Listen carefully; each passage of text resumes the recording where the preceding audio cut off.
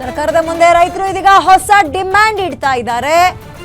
100 ರೂಪಾಯಿ ಸಬ್ಸಿಡಿ ಕೊಡಕ್ಕೆ ಸರ್ಕಾರಕ್ಕೆ ರೈತರು ಒತ್ತಾಯ ಮಾಡ್ತಾ ಇದ್ದಾರೆ. ರಾಜ್ಯ ಸರ್ಕಾರಕ್ಕೆ ರೈತರ ಬೇಡಿಕೆ ಬಗ್ಗೆ ಸಭೆಯಲ್ಲಿ ಗಂಭೀರ ಚರ್ಚೆ ಆಗ್ತಾ ಇದೆ. 100 ರೂಪಾಯಿ ಸಬ್ಸಿಡಿ ಕೊಡಿ ಅಂತ ರೈತರ ಬೇಡಿಕೆನ ಒಪ್ಕೊಂಡ್ರೆ ಸರ್ಕಾರಕ್ಕೆ ಆರ್ಥಿಕ ಹೊರೆ ಬೀಳೋದು ಖಂಡಿತ.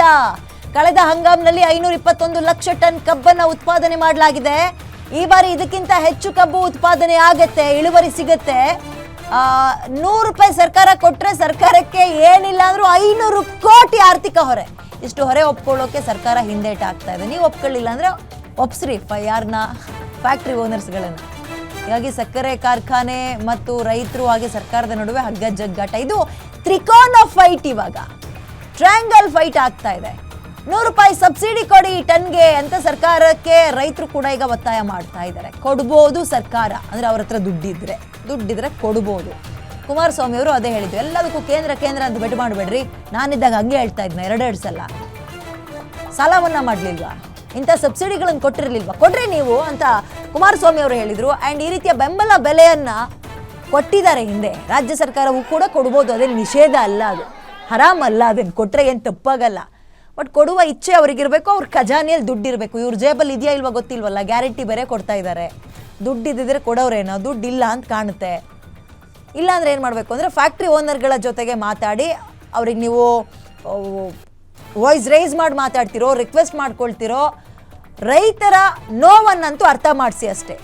ಹಾಗೇನು ಸಂಪರ್ಕಕ್ಕೆ ವೀರೇಶ್ ಸಿಕ್ಕಿದ್ದಾರೆ. ವೀರೇಶ್, ಇದೊಂದು ರೀತಿ ಹೋಗಿ ಬಂದು ಸರ್ಕಾರಕ್ಕೆ ಬುಡಕ್ಕೆ ಬಿದ್ದಂಗೆ ಆಯ್ತು. ಸಬ್ಸಿಡಿ ಕೊಡಿ ನೀವೇ ಅಂತ ಕೂತಿದ್ದಾರೆ. ಹೆಂಗೆ ಒಪ್ಕೊಳ್ಳುತ್ತಾ? ವಿಪರೀತ ದೊಡ್ಡ ಹೊರೆ ಆಗ್ಬೋದು ಬಹುಶಃ ರಾಜ್ಯ ಸರ್ಕಾರಕ್ಕೆ ಇದನ್ನು ಒಪ್ಕೊಂಡ್ರೆ.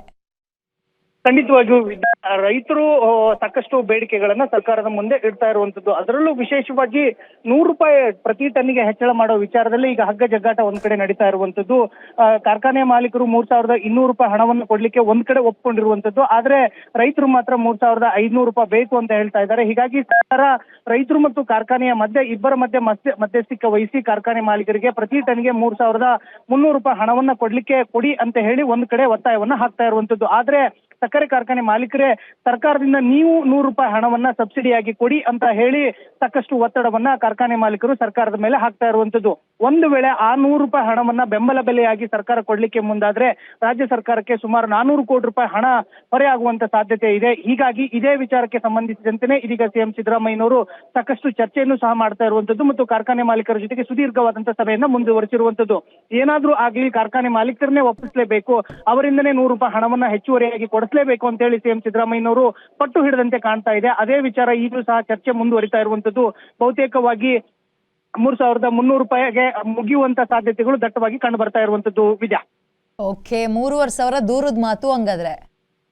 ಖಂಡಿತವಾಗಿಯೂ ವಿದ್ಯಾ, ಯಾಕಂತಂದ್ರೆ ಈಗಾಗಲೇ ಪ್ರತಿಭಟನೆಯಲ್ಲಿ ನಿರತರಾಗಿರ್ತಕ್ಕಂಥ ರೈತರು ಎಲ್ಲರೂ ಸಹ, ಕಬ್ಬು ಬೆಳೆಗಾರರು ಎಲ್ಲರೂ ಸಹ ಪ್ರತಿ ಟನ್ಗೆ 3500 ರೂಪಾಯಿ ಬೆಲೆಯನ್ನ ಕೊಡಿಸಿ ನಮ್ಗೆ ಅಂತ ಹೇಳ್ತಾ ಇರುವಂತದ್ದು. ಮತ್ತು ಮಹಾರಾಷ್ಟ್ರದಲ್ಲಿ ಈಗಾಗಲೇ ಆ ಭಾಗದ ಸಕ್ಕರೆ ಕಾರ್ಖಾನೆಗಳು 3700, 3800ರಿಂದ 4000 ರೂಪಾಯಿವರೆಗೂ ಸಹ ಪ್ರತಿ ಟನ್ಗೆ ಕಬ್ಬು ಬೆಳೆಗಾರರು ಕೊಡ್ತಾ ಇರುವಂತದ್ದು. ರಾಜ್ಯ ಸರ್ಕಾರದಿಂದ ಯಾಕೆ ಆ ರೀತಿಯಾದಂತಹ ಬೆಲೆಯನ್ನ ಕೊಡಿಸ್ಲಿಕ್ಕೆ ಆಗ್ತಾ ಇಲ್ಲ ಅನ್ನೋ ಒಂದು ಪ್ರಶ್ನೆಯನ್ನ ರಾಜ್ಯದ ಕಬ್ಬು ಬೆಳೆಗಾರರು ಮಾಡ್ತಾ ಇದ್ದಾರೆ. ಆದ್ರೆ ರಾಜ್ಯದ ಕಬ್ಬು ಕಾರ್ಖಾನೆಯ ಮಾಲೀಕರು ಮಾತ್ರ 3200 ರೂಪಾಯಿಗಿಂತ ಅದರ ಮೇಲೆ ಯಾವುದೇ ಕಾರಣಕ್ಕೂ ಸಹ ಬೆಂಬಲ ಬೆಲೆಯನ್ನ ಕೊಡ್ಲಿಕ್ಕೂ ಸಹ ಒಪ್ತಾ ಇಲ್ಲ. ಹೀಗಾಗಿನೇ ಸಿಎಂ ಸಿದ್ದರಾಮಯ್ಯನವರು ಸಕ್ಕರೆ ಕಾರ್ಖಾನೆ ಮಾಲೀಕರನ್ನು ಸಹ ಒಂದ್ ಕಡೆ ತರಾಟೆಗೆ ತೆಗೆದುಕೊಂಡು 100 ರೂಪಾಯಿ ಹಣವನ್ನ ಹೆಚ್ಚಳ ಕೊಡಿಸುವ ವಿಚಾರದಲ್ಲೇ ಇದೀಗ ಸಭೆಯನ್ನ ಮುಂದುವರಿಸಿರುವಂತದ್ದು. ವಿದ್ಯಾ, ಓಕೆ, ಧನ್ಯವಾದ ಡೀಟೇಲ್ಸ್ಗೆ ವೀರೇಶ್.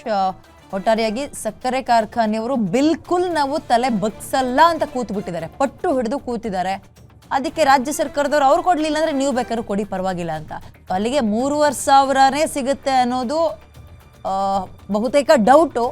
ಇವ್ರು ಇಷ್ಟೊಂದು ಹೋರಾಟ ಮಾಡೋದಕ್ಕೆ ಟನ್ನಿಗೆ ಒಂದು 100 ರೂಪಾಯಿ ಜಾಸ್ತಿ ಸಿಗಬಹುದು ಅಂತ ಅನ್ಕೊಂಡಿದೀವಿ ನಾವು ಕೂಡ. ಸದ್ಯಕ್ಕೆ ಆಗ್ತಿರೋ ಚರ್ಚೆಯ ಪ್ರಕಾರ ಆ 100 ರೂಪಾಯಿ ಕೊಡೋಕ್ಕೂ ಇವ್ರು 3200 ರೂಪಾಯಿ ಮೇಲೆ ಹತ್ತದೇ ಇಲ್ಲ ಅಂತ ಇದ್ದಾರಲ್ಲ. ಬಾರ್ಗೇನ್ ಅಂದ್ರೆ ಇದೊಂಥರ ಫಿಕ್ಸ್ ರೇಟ್, ಇಲ್ಲಿ ನೋ ಬಾರ್ಗೇನ್ ಅಂತ ಇದ್ದಾರೆ ಫ್ಯಾಕ್ಟ್ರಿಗಳವರು.